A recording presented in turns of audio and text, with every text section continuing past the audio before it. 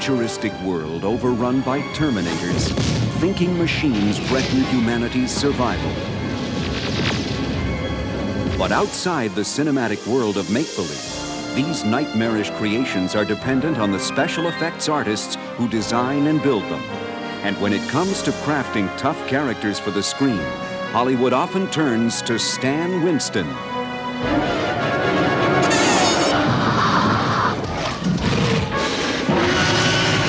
Coming up, we'll see how the creative team at Stan Winston Studio engineered Jurassic Park's 9,000-pound Tyrannosaurus Rex. Learn how their robotic penguins fooled both audiences and the real feathered creatures in Batman Returns. And follow the hair-raising evolution of Congo's handcrafted apes. We'll come face-to-face with some of Hollywood's most striking fantasy characters and meet the man behind them all. Next on Movie Magic.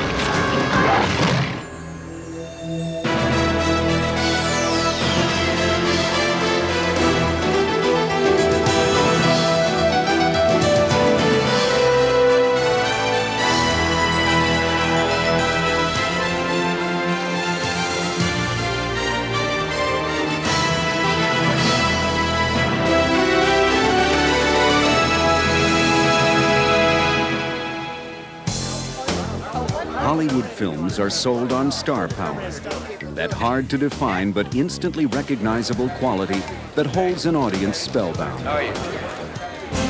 Movie studios once put budding stars through finishing schools to polish their poise and personality before they appeared on screen.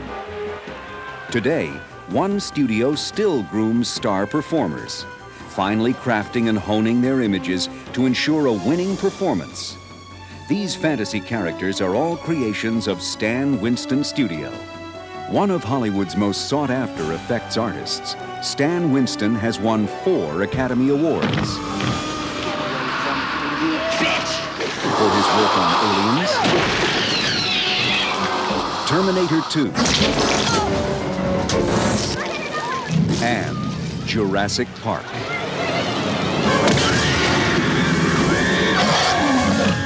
The superstar characters for these films and many others were produced in Stan's workshop by a team of gifted artists and technical wizards. Yet despite his success, Stan finds crafting designs for multi-million-dollar movies not all that different from his early youthful efforts to entertain. I loved playing with puppets. I would love to have that dummy sitting on my lap and create a character through that puppet. And interestingly, I'm still a part of creating characters through puppets. It's a little different because it's now the magic of film. You like your stick? When Stan arrived in Hollywood in 1969, his self-taught makeup skills won him an apprenticeship at Walt Disney Studios. Stan's mentor at Disney was Robert Schiffer, who has overseen the studio's makeup department for 40 years. Stan Winston was absolutely a genius. He would sit out there and come up with some wonderful ideas. He would do paper mache heads of Mickey Mouse and Goofy and do them so beautifully. After completing his 6,000-hour apprenticeship, Stan created memorable character makeups for such acclaimed productions as The Wiz, Roots, and the Emmy Award-winning The Autobiography of Miss Jane Pittman. Stan's robot makeups for Heartbeeps brought him an Oscar nomination in 1981. Instead of traditional foam latex masks, he used gelatin facial appliances which gave the characters a metallic sheen. Not long after, Stan got a call from director James Cameron, who was planning his own robot movie, The Terminator. Jim had a piece of artwork, which is a painting that he had done of the endoskeleton. It was this metal robot skeletal figure, which is exactly what you ended up seeing on film. Cameron's original plan was to film all the endoskeleton shots with a miniature puppet, using frame-by-frame stop-motion animation. I loved the script, and I had said to Jim, it would be neat, I think, if we actually build the Terminator. The full-size robotic Terminator used for most endoskeleton shots marked a turning point for Stan Winston Studio, as it moved beyond the limitations of makeup effects and into the world of animatronic puppetry. We use puppeteering because it's performance. The puppeteers are actors, bringing the character to life.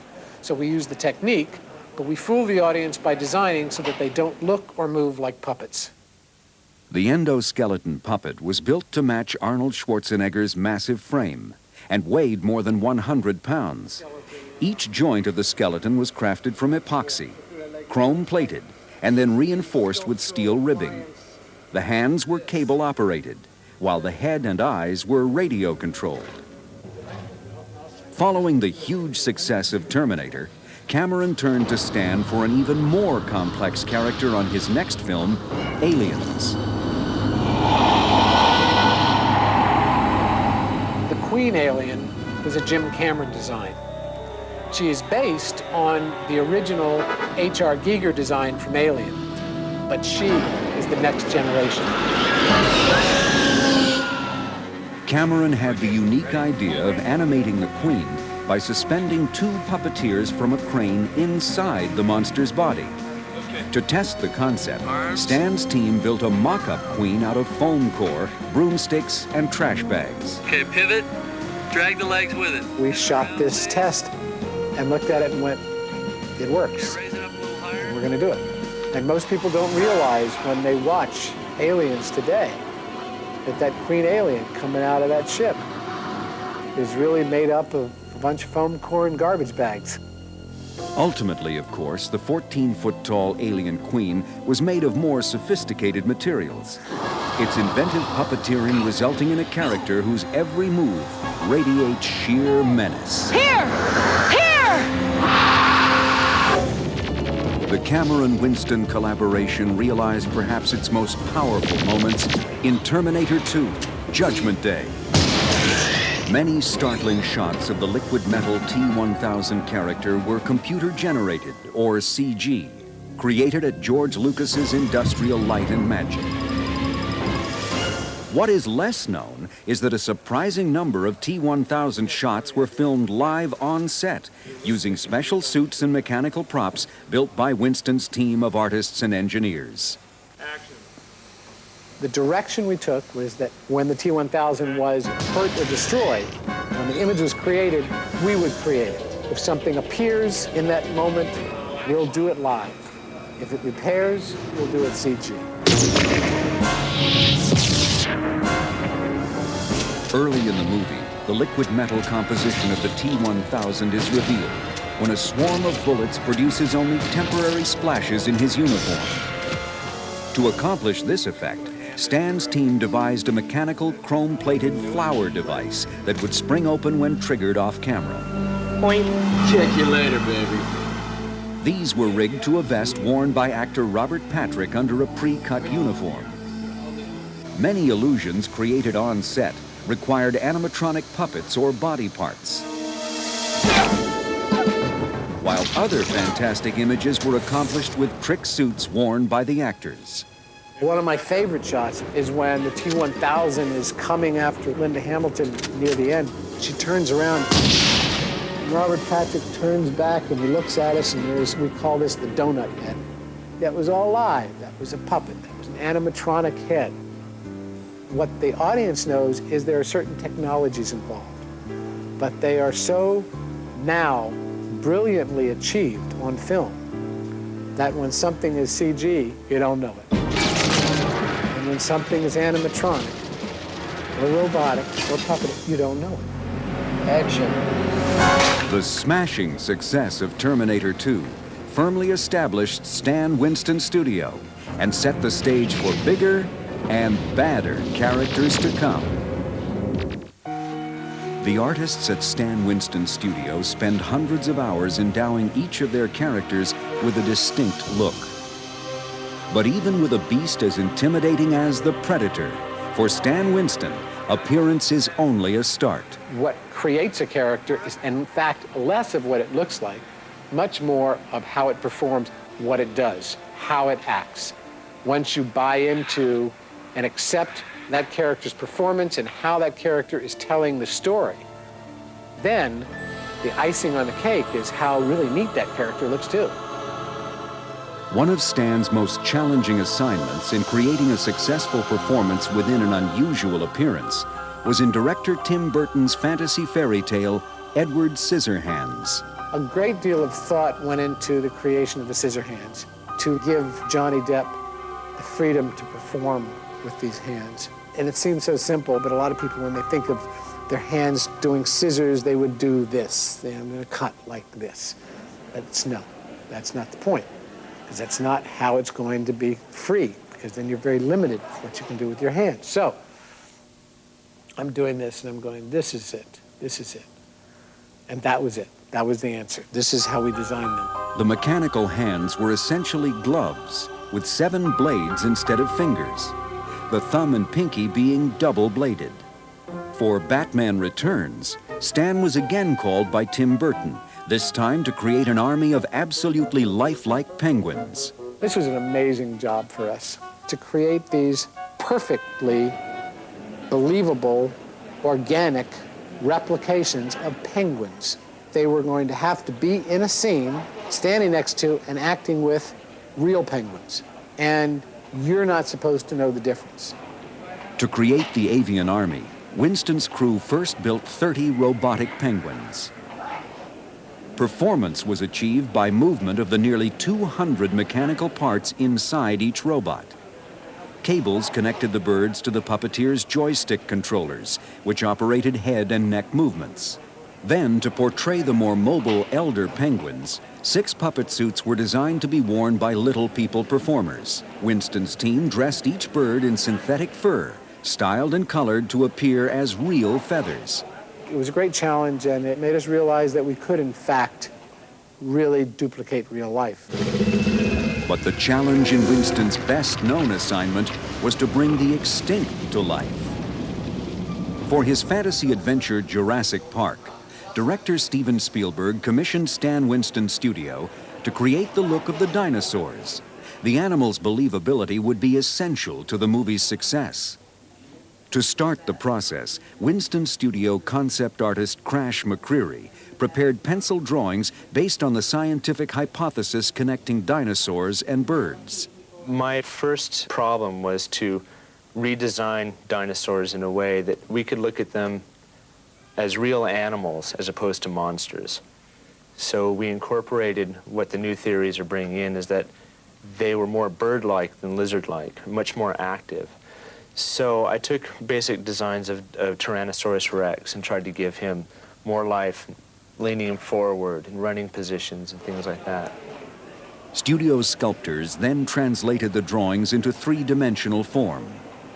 Even the film's computer-generated images, created by Industrial Light and Magic, were based on Winston designs.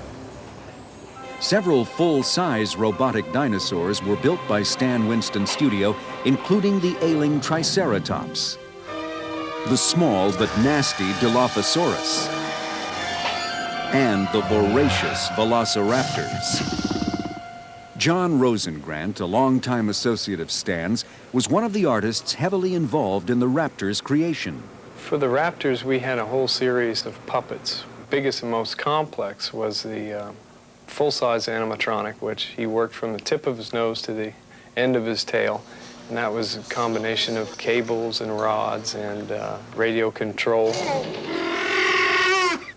We had a close-up insert head for shots that didn't require the body. And also there was a pair of insert feet. An insert head of the friendly leaf-eating brachiosaur interacted with the movie's human performers.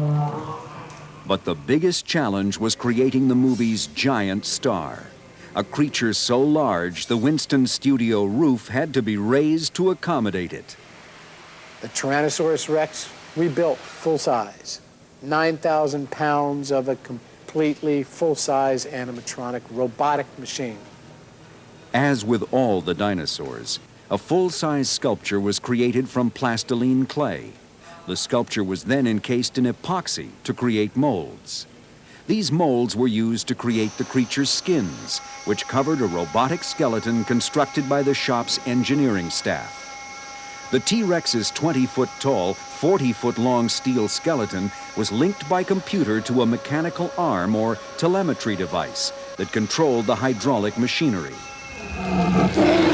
The thing that people will remember forever about the dinosaurs is how real they were because of how credible their performance was. They are actors in a film. They are not special effects. At Stan Winston Studio, creation of fantasy characters is a multi-step process, requiring design, sculpting, and mechanical engineering before on-set puppeteering can begin. When the assignment is to ready a vampire to be interviewed, a small army of artisans bring the most imaginative concepts to the screen. Separate departments oversee each stage in a character's development. This is the mold shop, the fabrication room. All the sculptures come through this process and get broken down by the various mold makers and technicians. And we also run the skins here. We fabricate skins out of silicone and foam rubber. The studio's high level of craftsmanship has attracted many of Hollywood's biggest productions. When director Frank Marshall and producer Kathleen Kennedy sought to translate the Michael Crichton novel Congo to film, they turned to Stan to create characters that were both lifelike and life-threatening. Most of the movie's animals are crafted to replicate nature, including this full-size robotic hippopotamus. Hippopotamus is a hippopotamus, and the only person that's involved in that design is us and God. So it's like it's our job to make what we are duplicating as real, real. The hydraulically driven 2.5-ton hippo is controlled by off-camera puppeteers. A one-handed telemetry device controls the head and neck, while a separate panel pneumatically operates the animal's ear, nose, and eye movements. The bulk of his body is fiberglass. We used the silicone for the skin of its head because of it being in the water. The hippo scene is filmed in a massive outdoor tank at Paramount Studios. Additional floating hippos are placed around the 1 million-gallon pool to provide the proper background. The hippo attack sequence is filmed at night. With the camera positioned above the water, the cast is placed in rafts to paddle through the simulated river. 1, 2, 3! As fierce as the charge appears, the hippo never actually touches the raft. The tipping action is achieved by 4 scuba divers hiding underneath the craft. As with the hippo, Winston's ape characters for Congo are to be as lifelike as possible, with one major exception. The gray gorillas are Michael Crichton's concept. The challenge of the gray gorillas was to create a species that doesn't exist. A species that would be new and a species that we would believe to a certain extent and also know that in fact this is our fantasy. These are the bad guys.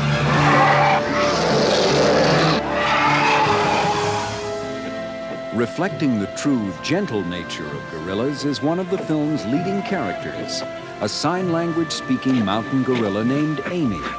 Amy is the heart of the movie. She is the most complete fantasy character that we have ever created in the studio. Crucial to Amy's success was the creation of an animatronic head, capable of expressing a full range of emotions. Mechanical designer Richard Landon oversaw the construction of the radio-controlled, servo-motor-driven face. I'm operating the lip and mouth box. The strange head device is what controls Amy's jaw. What I'm doing with my fingertips basically controls what happens to her lips. There's 2 other puppeteers, one on eyes and one on nose, cheeks, and brows. A gorilla suit covered with thousands of individually hand-punched yak hairs is also constructed.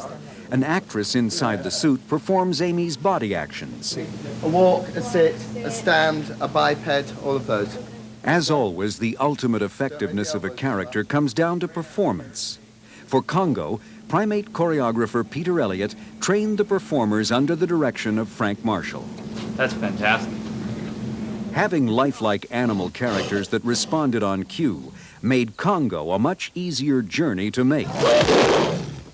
Stan's Gorillas really made it absolutely wonderful for me because it enabled me to be free in directing the movie as a normal movie rather than being shackled by limitations of it being a mechanical creature. With so many movie stars in his gallery, not to mention his 4 Oscars and 2 Emmys, one might think Hollywood would have lost some of its mystique for Stan Winston. But he remains enthusiastic about filmmaking and is still the ultimate movie fan. I love special characters. I especially love fantasy characters, and everything has been a slow progression in the ability for us to bring those characters to life on screen. I'm surrounded by all these great characters, and I walk in every day, and I look at it and I go, wow, this is so neat. As long as filmmakers need special characters to tell their stories, there'll be a studio to create stars for them. For Stan Winston's studio gives life to unforgettable characters, combining art, technology, and performance to bring about total reality and unparalleled movie magic.